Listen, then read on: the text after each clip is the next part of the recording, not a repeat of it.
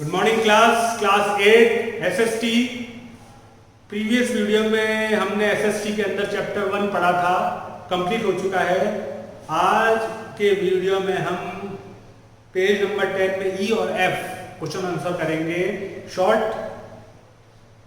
Answer, एक तो short answer type question है और दूसरे लॉन्ग आंसर टाइप क्वेश्चन है। सो जो ई क्वेश्चन है शॉर्ट आंसर टाइप क्वेश्चन, इसका पहला क्वेश्चन है व्हाट इज कोलोनियल। तो इसका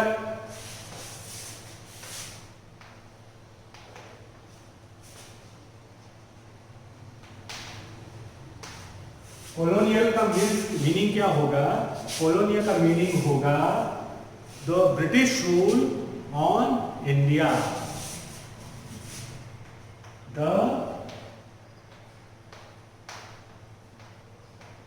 British rule over India.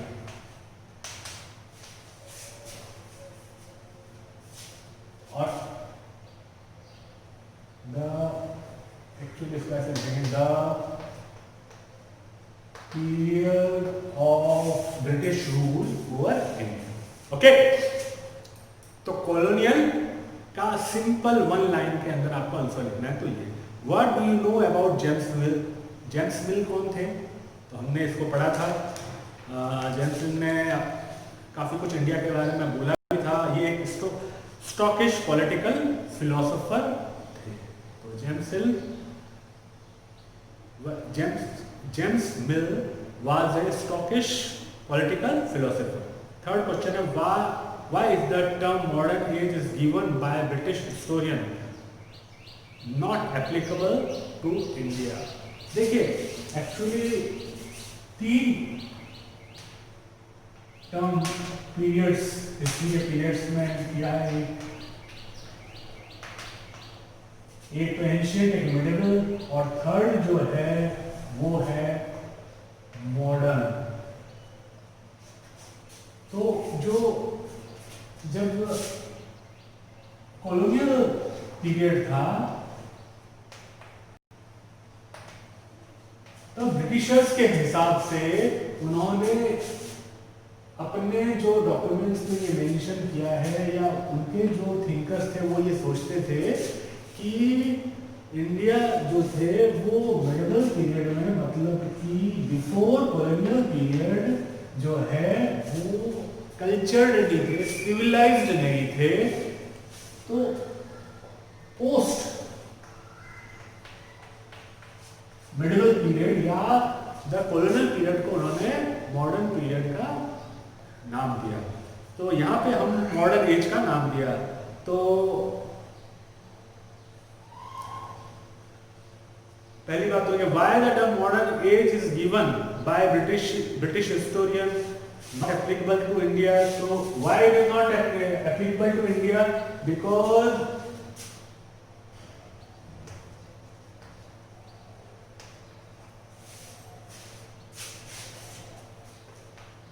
Indians were way too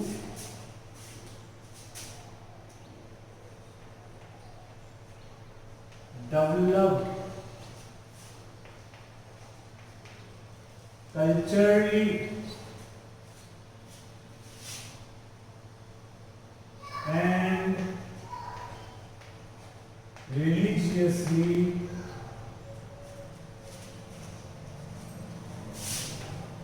before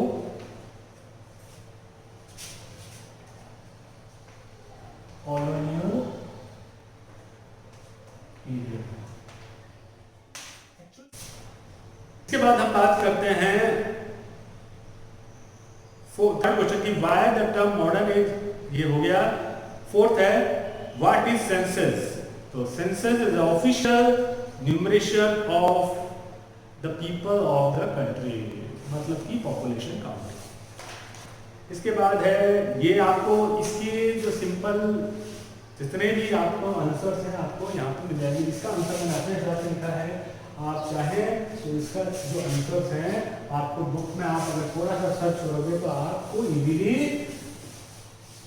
मिल जाएंगे।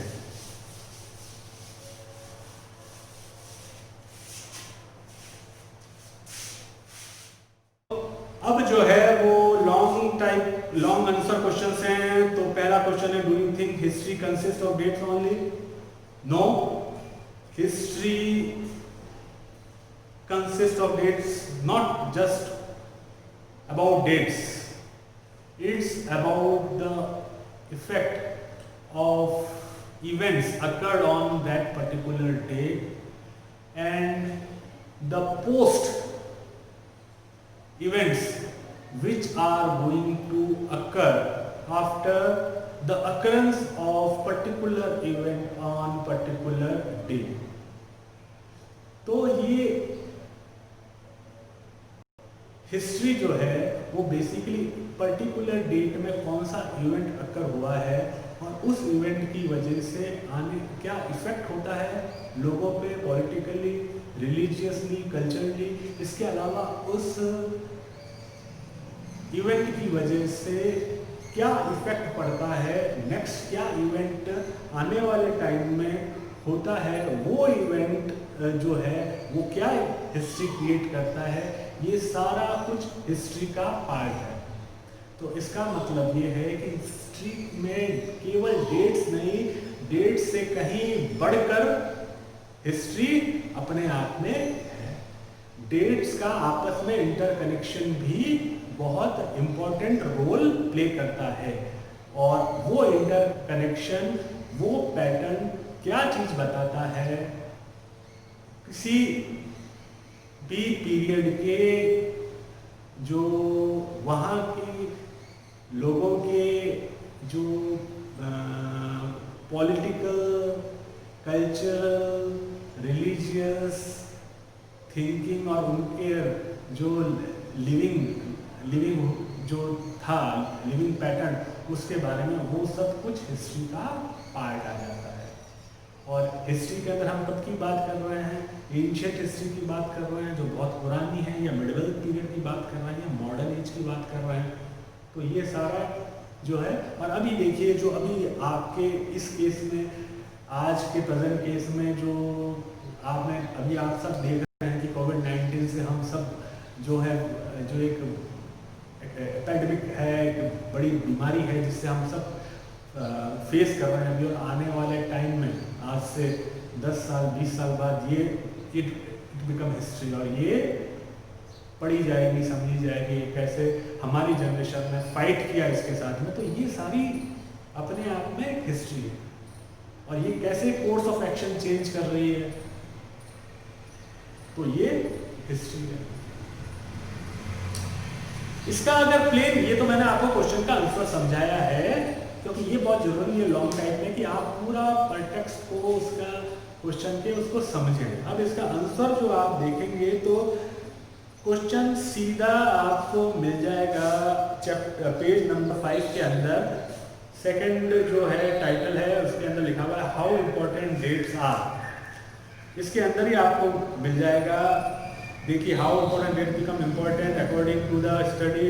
इसके बाद में नीचे वाला है the dates were linked to their activity, political activities, policies and achievement.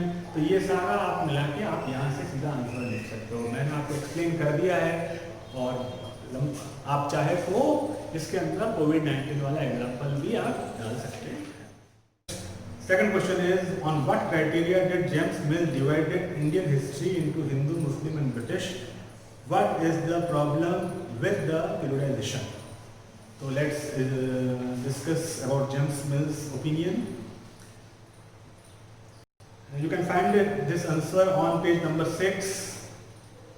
So James Mill, as it is stated there, James Mill divided Indian history into 3 periods: Hindu, Muslim and the British. And earlier it stated that during Hindu period, Hindus were first Hindu, then Muslims, and finally British when colonial rule were there. So what James stated regarded Asian as uncivilized, He considered that Indians were uncivilized by that time. He believed that Europeans, Britishers especially, who were there and who are supposed to civilize them. Hindus were especially by that time, Indians were characterized as religiously intolerance, caste hierarchy, in ignorance and orthodoxy. He believed that uncivilized Indians could be awkward, awakened and made happy. By whom? By Europeans, by Britishers. It was James Mill's opinion. So basically,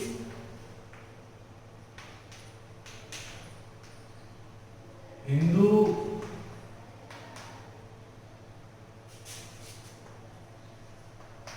Muslim and British.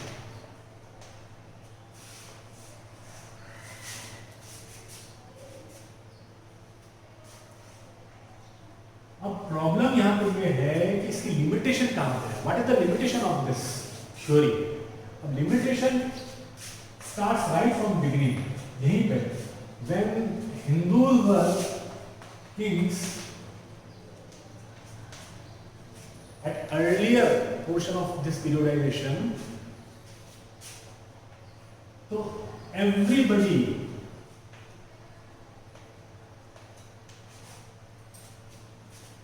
caste and community, whether it is Muslims or Parsis,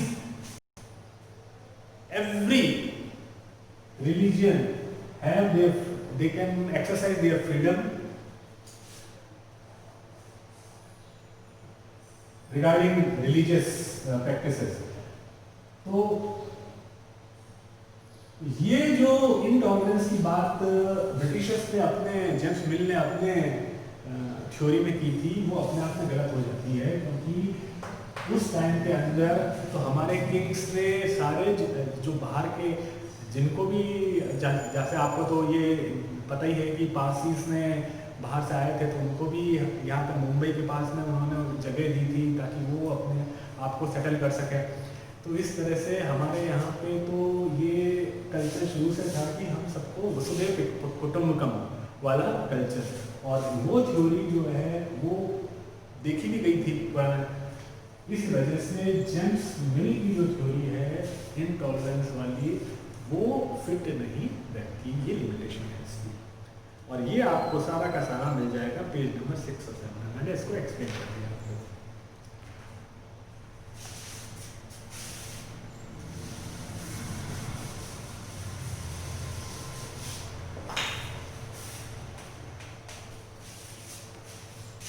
अब बात करते हैं next question की, how did survey report help British rule to collect the information about the population? अब ये simple सी बात है, how did, इसमें कुछ बताने लायक नहीं है, क्योंकि जब चैप्टर पढ़ाना था तो मैंने डिस्कस किया था कि Britishers are alien to our all the things regarding either it is a language और कल्चर और religious practice.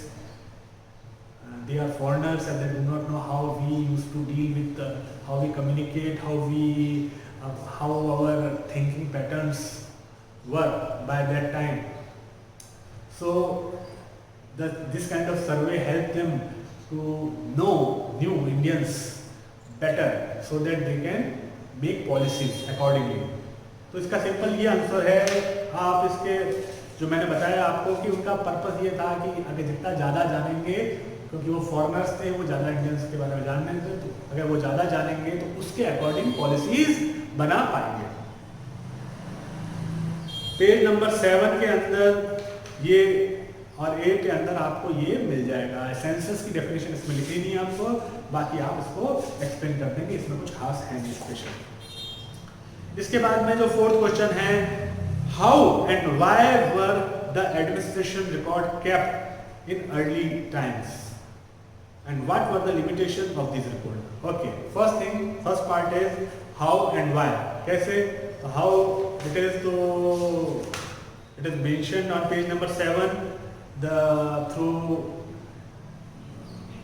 on the important sources of the official record in British administration, and they believe that given written instruction, plan, policy, decision and agreement, and they could easily be read, discussed and debated and could be preserved this posterity.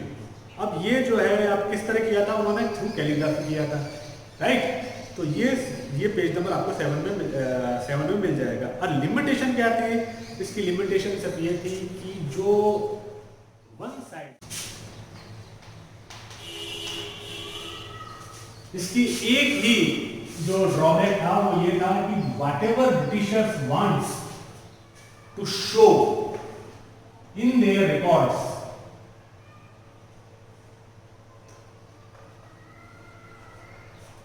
They will show. मतलब सारी अच्छी बातें लिखेंगे वो, positive, और जो अपने अंदर जो कमियां थी उनकी, जो उनकी पॉलिसीज के अंदर कमी थी, जो सीक्रेट डॉक्यूमेंट्स थे जितने भी, वो जो है either they have destroyed it और they haven't mentioned that thing. So ये लिमिटेशन थी, क्योंकि वो तो रूलर थे ब्रिटिशर्स, तो उनका कोई इंडियंस को लेके कोई रिस्पॉन्सिबिलिटी नहीं थी, ना अकाउंटेबिलिटी थी। इस वजह से ये बहुत बड़ी ये ड्रॉबैक कह लीजिए, लिमिटेशन कह लीजिए, ये भी मेंशन है आपके पेज नंबर, अगर आप जाएंगे जो what official do not official थे, इसके 3 लाइन में ये एक्सट्रैक्ट कर सकते हो आप, पहले के 3 लाइन के अंदर से, ये पेज नंबर 8 के अंदर। इसके बाद में है लास्ट क्वेश्चन है, what do you understand by the term modern history. What do you understand by the term modern history. हालांकि ये क्वेश्चन जो है पहले वाला क्वेश्चन नंबर 3 है, why is the modern age is given by British historians not acknowledge India. इसका अलग मैंने आंसर दिया था, थोड़ा सा अलग दिया था। इसका आंसर मैं जो है मॉडर्न हिस्ट्री मतलब पीरियडाइजेशन के अंदर जो ब्रिटिश पीरियड था। सो अब बात करते हैं क्वेश्चन नंबर 5 की। What do you understand by the term modern history. Modern history basically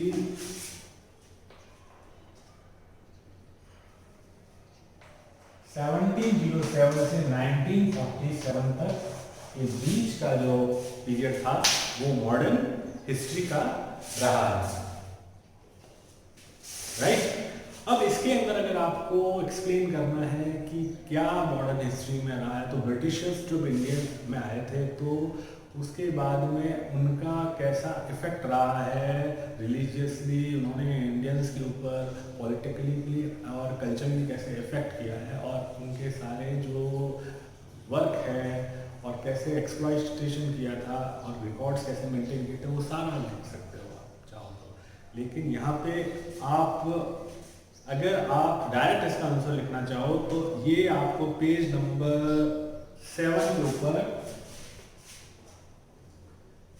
जो है व्हाट इज कॉलोनियल है, तो इसके अंदर अगर आप ये देखेंगे तो ब्रिटिश केम टू इंडिया, बहुत ब्रीफ में इसका आंसर दे रखा है। जो मैंने बोला है वो डिटेल के अंदर बोला है, आपको अगर आप चाहो तो डिटेल में लिख सकते हो, चाहो तो ब्रीफ के अंदर आप ब्रीफ के अंदर ये लॉन्ग आंसर को कवर कर लेगा। British came to India as a trader and establish से स्टार्ट हो गया और द पीरियड ऑफ कॉलोनियलाइजेशन से पहले तक के पोर्शन तक पूरा आपका आंसर कवर कर लेगा। तो इस तरह ये सारे क्वेश्चन आपके जो है मैंने इस वीडियो में करवा दिए हैं आपको सारे के सारे जो क्वेश्चन आपको अपनी कॉपी में करने हैं और यही आपका असाइनमेंट रहेगा। इसके साथ ये चैप्टर भी आपका कंप्लीट हो गया है और आज का वीडियो मैं यहीं पर ड्रॉप करता हूँ। Thank you.